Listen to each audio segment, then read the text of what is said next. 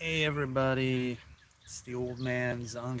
Thought I'd do another porch video outside. I thought, oh, I'll go onto my front porch because better internet signal. I don't know, but I'm on vacation again. Like I said, I get like 5 weeks of vacation, so gotta make it, gotta make it work. Even though you can't go anywhere because things and stuff. Um, but I felt the need to have to speak out again, speak up, because the evils of censorship, which never really go away, honestly, they don't go away. They sort of kind of hide. They're all in the background sometimes. Um, but it seems more and more in the last couple of years, at least, that censorship has made a big comeback. It's reared its ugly head, and I thought, you know what, I need to talk about it because censorship is evil. It is. Censorship is evil. I am a anti-censorship person completely. My channel, which is about media, mostly horror movies, but also video games. I'm also a fan of heavy metal music, so I personally have seen over my years censorship doing awful things, and I have been fighting against it since I was a kid, basically, because uh, the world has thought best that certain content, certain material should not even be available for people to choose whether or not it's good for them. And I hope that the horror community, as well as the gaming community, I know there's like a lot of people now that part of the gaming community that's been infiltrated by those who want to censor things, those who want to change things, and it's sad. But I hope the majority of people, especially in the horror movie community, because censorship has really ravaged um, the horror community for years, for years. Certain movies being banned, edited, cut up, not allowed to be released unless changed. And it's sad and it's crap because in the end you're not even like most of the people who even ask for these changes aren't even going to watch this stuff, don't want to watch this stuff, aren't fans of this stuff. So it's like you already made your choice that you don't want to see it. Let those people, let other people make the choice for themselves, right? And that's all what it actually is all about, is the freedom to choose what you want to watch, what you don't want to watch, what you want to listen to, what you don't want to listen to, what you want to read, what you want to write, what you want to think, what you want to believe. It's all about your own personal choice, and there's people out there who want to take that away, and just because they don't like something, and they believe that they can reach their sort of utopian perfect society if they get rid of that stuff.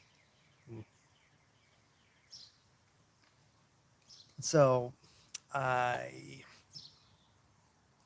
I don't think it's anybody's business um, to say what's appropriate for other people.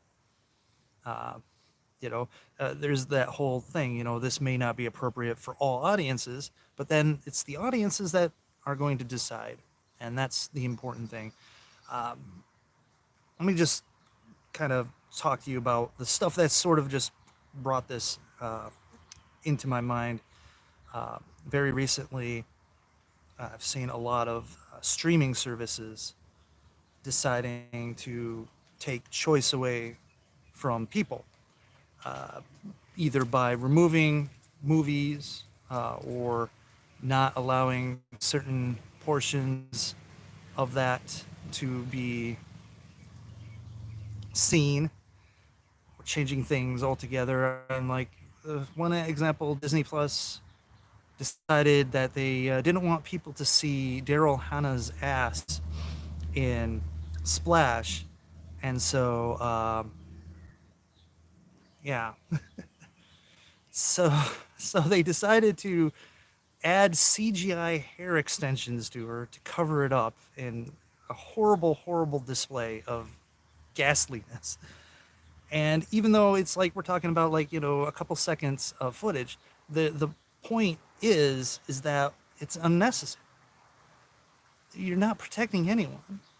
And if I was Daryl Anna, I'd be upset that you would think that my ass is offensive. Literal that you've got to protect people from my ass. But it's not even stuff like that. It's stuff like movies like Gone with the Wind. And honestly, I've tried watching Gone with the Wind, and I can't get like a half hour into that movie. I don't like it. But you're taking away their choice because you're removing it from their platform because, oh, sensitivity, whatever. It's like whoever doesn't want to watch Gone with the Wind isn't going to watch Gone with the Wind. But you're taking away people's choice to watch Gone with the Wind. And honestly, I just don't understand it. The same thing is HBO, I think, announced that they were going to have South Park, except they're going to show 5 of the episodes of. Oh, sorry, someone's approaching me. I'm going to have to pause the live stream here. My bad. Hold on a second. Da, da, da.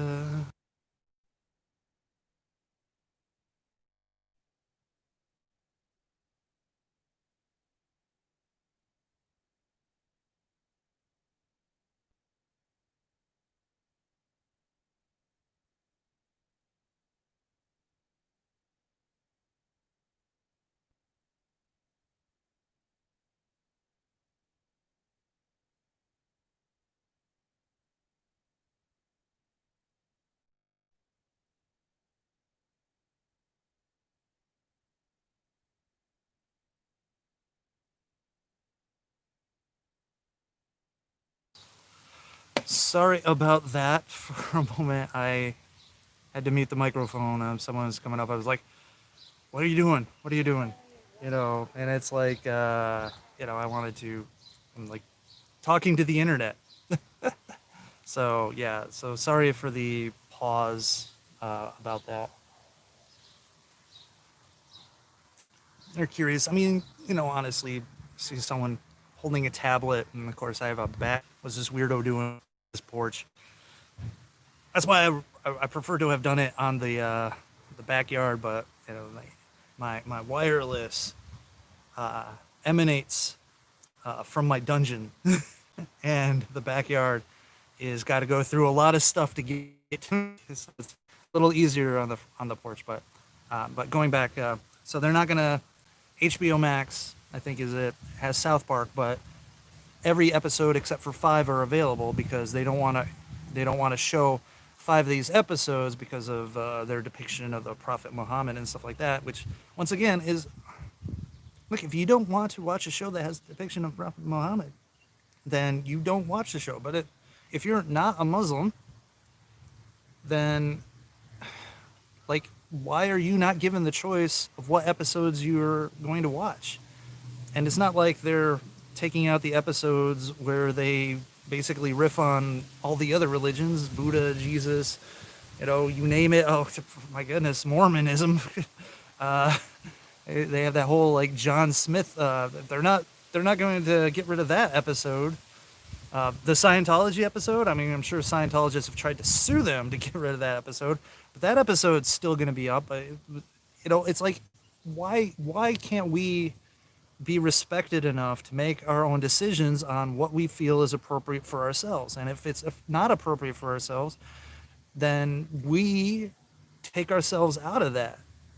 And then, there's no point in trying to dictate because it's not appropriate for me. There's no point in trying to dictate that to everybody else. I mean, there's a lot of things that I don't like. There's a lot of things that I find garbage, but I'm not going to go out of my way to get rid of them. I mean, there's no point. There's things that are highly offensive to me, but I will just avoid them. I will not watch them. I mean, like for instance, we're talking about like the horror movies and stuff like that.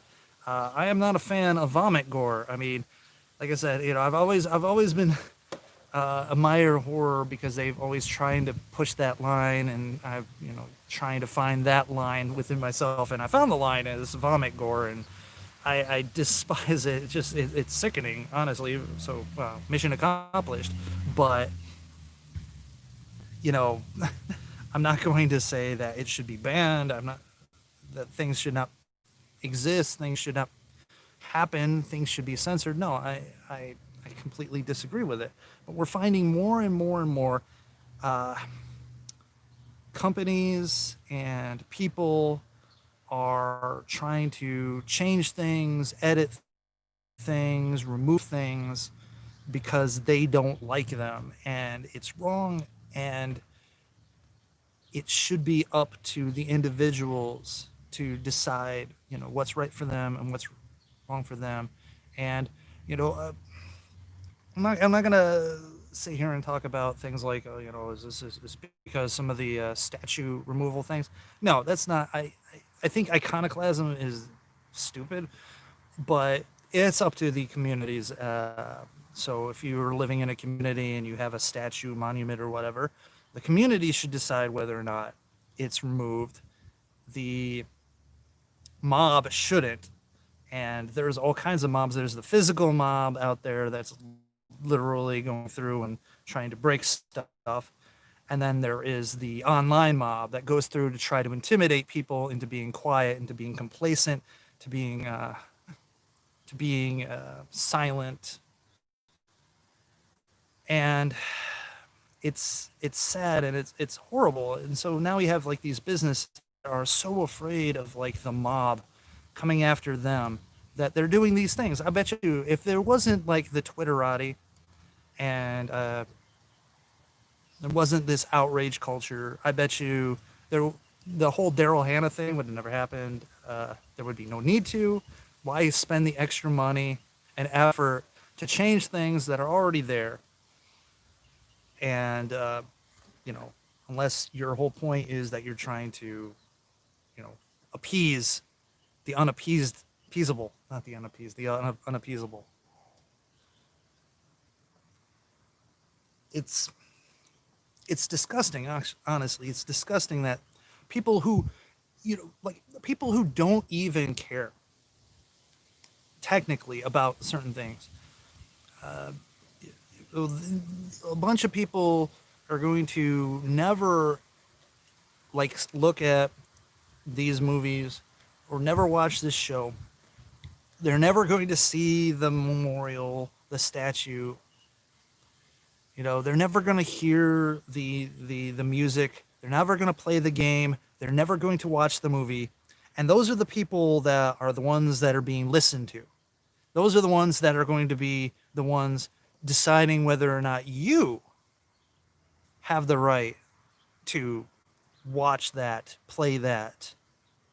And it's wrong. It's sick and it's wrong and it's disgusting and it is vile and it is evil. It is evil. You're taking away your right. You're taking away your freedom. You're taking away your power to choose for what's best for you. And honestly, it's it's it's all it's it all seems to be happening and coming from a certain source. I remember back in the past that yeah, that we had like the moral majority, the religious right, pounding the pavement, censoring games, censoring movies, censoring music, and it was wrong then. And now we have this new moral group, but it's instead of it being on the right, it's on the left, and the leftists have really, done a clinic on how to pressure and intimidate because they have done it. They have people literally in fear that I mean, case in point, Domino's liked a tweet from a college student who liked their pizza.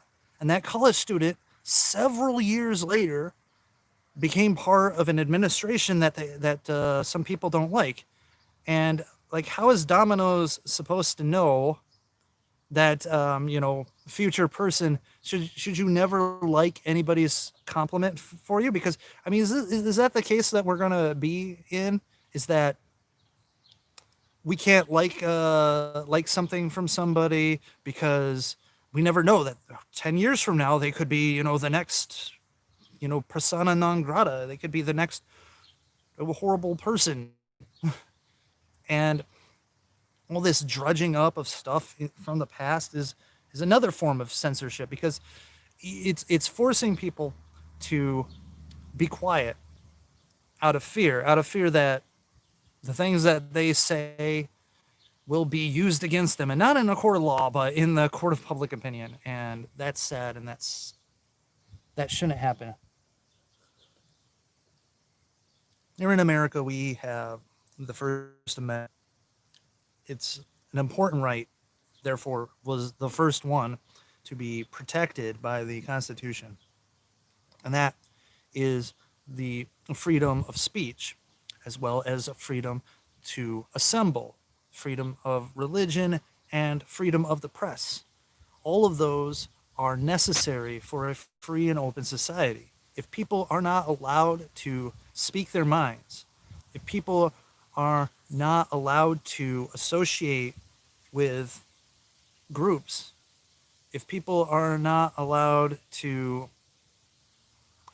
petition the government, people are not allowed to, report on the news, report on what's happening in the world, then you don't have a free society. You don't have an open society. You have a controlled society. You have China, and China is not a good country, is not a good actor on the world stage.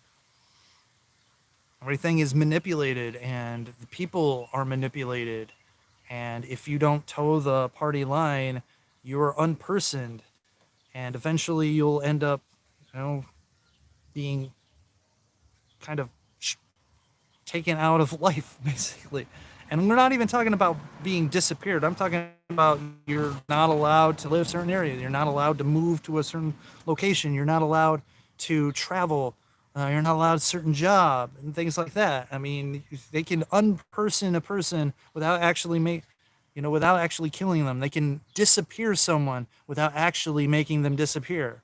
And that's frightening. And there's a lot of people who look at China and what they're doing in their social credit system, and they go, we want that. It's strange. There's these people in this world who are clamoring for authoritarianism. They're clamoring for it. They're begging for it, as if they think, like, because it'll be our authoritarianism.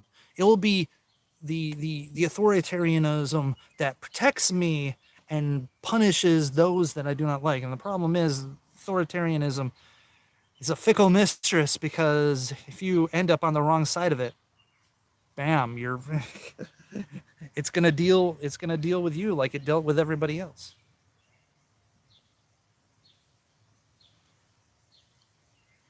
So I don't know. It's a scary thing, and I myself have felt the pressure of not liking certain content on the Twitters, not commenting on things. I've been trying hard to fight that fear and actually get more involved, because I mean you kind of have to, because there's going to be a point where the regular people, the people who just want to be left alone and live their lives and don't want to be involved in a lot of the garbage that's going on, are going to realize that they're going to have to stand up. And unfortunately, feels like every day that the more they wait, the more the standoff is going to end up being terrible. As in, people talking about the coming civil war, and the more time progresses, the more I start thinking, you know what, they're probably right. They're probably right, and it's sad, and just it just bothers me because it's not just being able to like watch a movie that was the way the director and the creators intended. It's not about being able to play a video game that I've been looking forward to. It's more about the ability for people to make their choices, and these choices are not like life and death choices. These choices don't most of the time put anyone in any kind of physical danger. But some of these choices, yes, could be hurtful. But in the end, we need to realize that in order for true inclusiveness, we have to include the ugly, the bad, the horrible, along with the good, the nice, the beautiful. Because the whole world is made up of everything, good and bad. And I'm not saying that we got to allow murder and anarchy. No, what I'm saying is that we have to realize that we are the ones ultimately responsible for ourselves, and that we have to take that responsibility and we have to own that responsibility. And if we don't, then we're going to end up having other people make those choices for us. And the sad thing is there seems to be a lot of people who want other people to make choices for them. And that's not freedom. That's slavery. That is slavery. People go like, "Oh man, slavery, that's people out in the fields." No. That was a form of slavery, yes.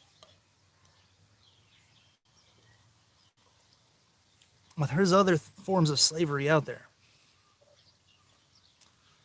And you may think that, having authoritarian power that provides you with your life and your home and your vehicle, your food is freedom, but it's not, because you're under the boot, because you are dependent on them.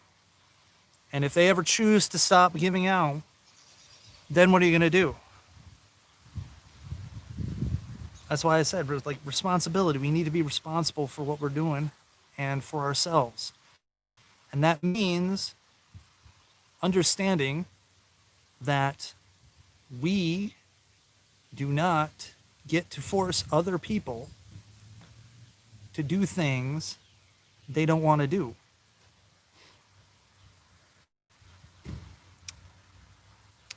Yeah, yeah, you see me. That's nice. See me from like across the street. But anyways, it's just this. I mean, like, for like a practical standpoint, start moving back from like the big picture. From the practical standpoint, we are moving more and more to these digital platforms, and everything can be so easily manipulated and changed without us even knowing it, that we run the danger of losing things, losing the originals, losing. I mean, look at the whole Star Wars thing. George Lucas, and he has every right to mess with his own creation, but there are a lot of people who want to see the original movies without any of the special edition tweaks and things like that. And there isn't as many versions of those out there, and they will eventually disappear and be lost.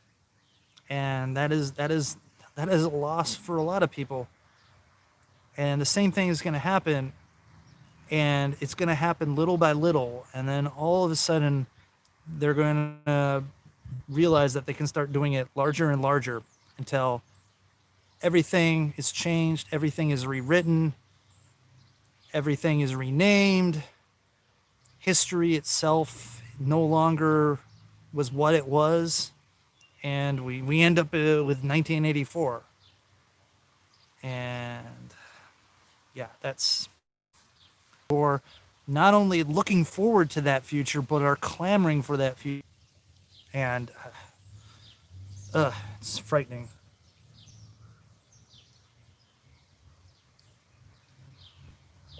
So I had to say my piece out here on my front porch. Okay, I got some like flower stuff. Uh, Anyways, I guess you want to see my front yard. Here we go. So here's my front yard. I've got a bunch of flower beds, some plants, um, things like that. So hey, there you go, front yard. Yay. Uh,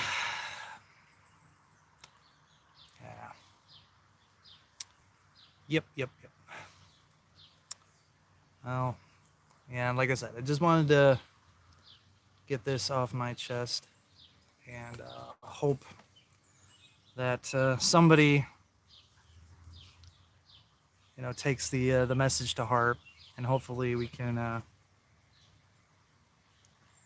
try to forge a future for everyone that involves freedom, that involves personal responsibility, and the ability to choose what good for us, you know, as long as we're not murdering people. I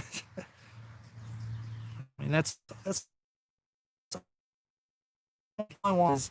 You know, it, I'll bring this up. There was a game that was supposed to come out like, was it last year or a year before, called like The Last Night.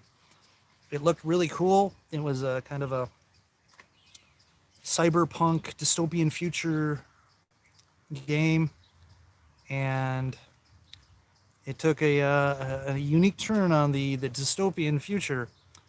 And because of who they were saying were the dystopian authoritarian overlords, there was pressure, and the game was canceled, which proved the point of that game, that the despots, the overlord authoritarians, are as bad as advertised. And it's a shame, because the world, I think, is a lesser place because we don't even have that. We lose a piece of ourselves every time a work is censored, every time a thing is changed. We lose a piece of our history, we lose a piece of ourselves, and we lose the ability to have the conversation. You know, and that's one of the things, when we're talking about, we'll talk about like those memorials and stuff like that. And once again, I think it's up to the communities in which they exist to decide whether or not they are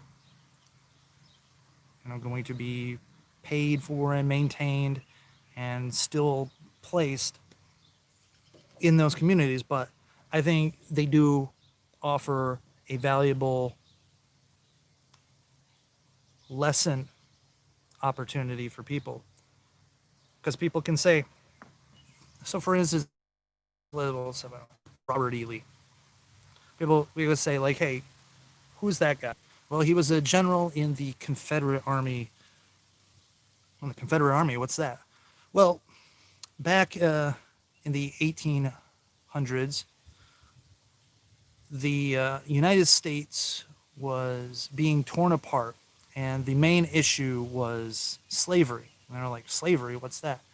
Well, back back then, people had the right to own other people, namely black people, even though there were slaves of other races, but none were more affected and harmed by this than black people. And the country had been wrestling with that since it was first established, and it all came to a head. The southern states, fearing the the election of President Abraham Lincoln, they saw that as a tipping point, and they decided to secede from the Union so that they could protect their slavery, protect their what they call a peculiar institution. But what it was is they did it to protect, their property rights, so to speak. And so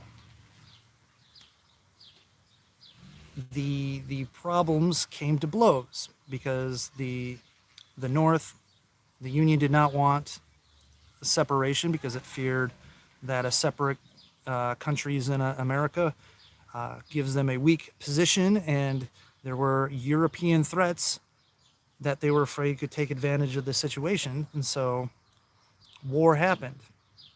The North wanted to keep the South from seceding. The South wanted to separate itself, and so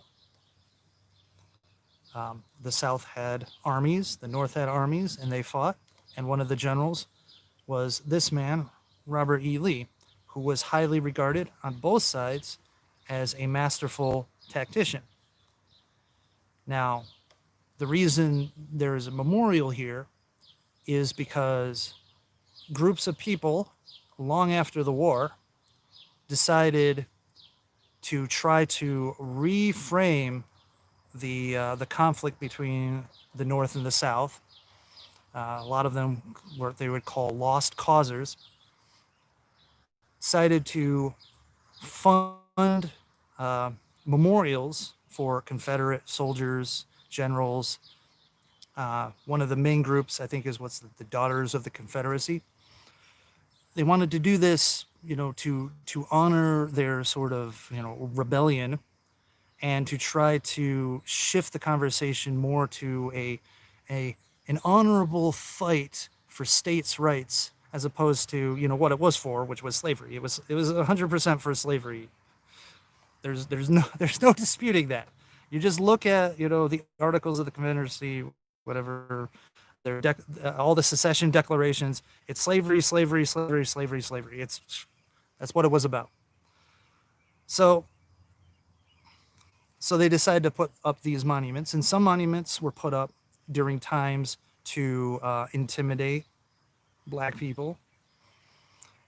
Some of the monuments were put up to basically be a middle finger to the North, an act of defiance. That's why a lot of Confederate flags were raised over state capitals and things like that.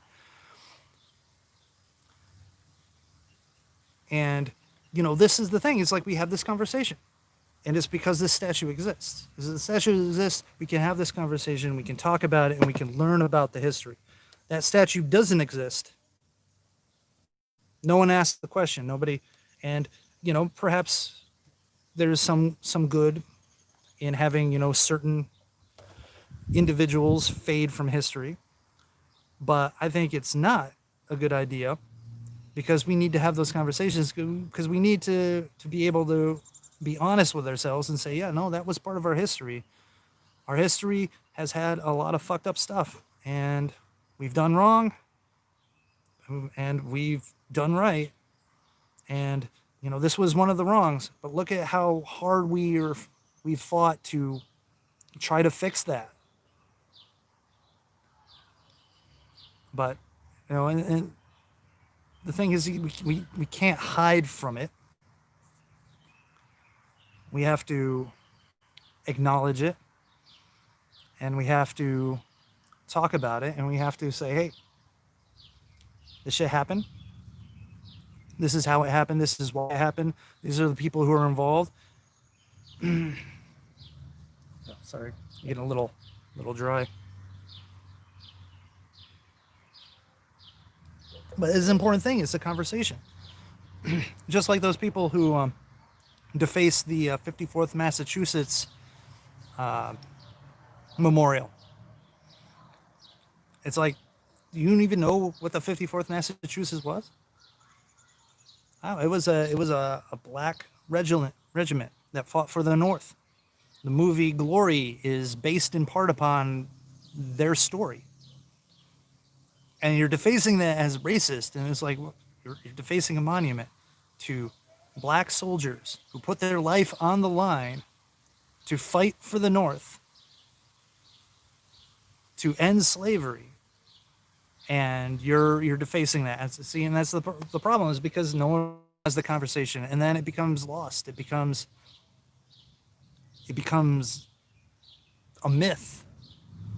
All of a sudden, you know, there's this mythological person named Hitler. It was back in the past, but there's, like, no mention of him here or there or anywhere, except like online, because everyone who doesn't agree with someone just labels them Hitler. And no one actually had a conversation of, who was this guy? Why did he do what he did? How did he get to the point to where he was able to do that? What were the situation, the causes? Because when we study these things, we can start understanding the history, and we can start to understand ourselves, and we can start to understand how to try to avoid certain situations and things like that. But with censorship, you don't get that chance, because you don't get that choice. You don't get to have the conversation. You have to shut up and listen. You have to listen to the people who are in charge. They're the ones who are going to tell you what's right and what's wrong. They're the ones who are going to tell you what's good and what's bad. They're going to tell you what you can do, how you can do it. They're going to tell you what to think, what to feel, and what to believe. That's no life. It's not a life worth living. That is slavery, intellectual bondage. And like I said, just earlier, we already fought a war to stop that stuff. And we might have to fight another war to stop it again. Anyways, all right. I've been on here too long. But it's a nice day. Feels nice. It's a nice breeze. Sorry about the dourness of this stream, but I just needed to get it off my chest. Hopefully we can learn to appreciate each other and respect each other enough to allow them to be themselves and to speak freely and be tolerant. And tolerance is one of those things that is thrown out so much, but nobody actually seems to know what it means.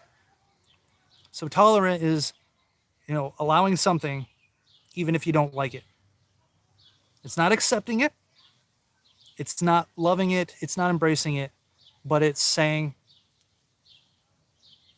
you can do it. I tolerate it. I might not agree with it. I might hate it. I might just every fiber of my being be opposed to it. But you have the right. And so I'm going to tolerate that. That's what tolerance is. And those who preach the most tolerance today don't understand what tolerance is. They seem to think it's, oh, you have to tolerate us. But we have the right to not tolerate anything outside. And see, that's the tolerance, respect, understanding is a two-way street. We can't have a one-way street. One-way street leads to problems. So, anyways, enough rambling. You guys take care. See you guys later.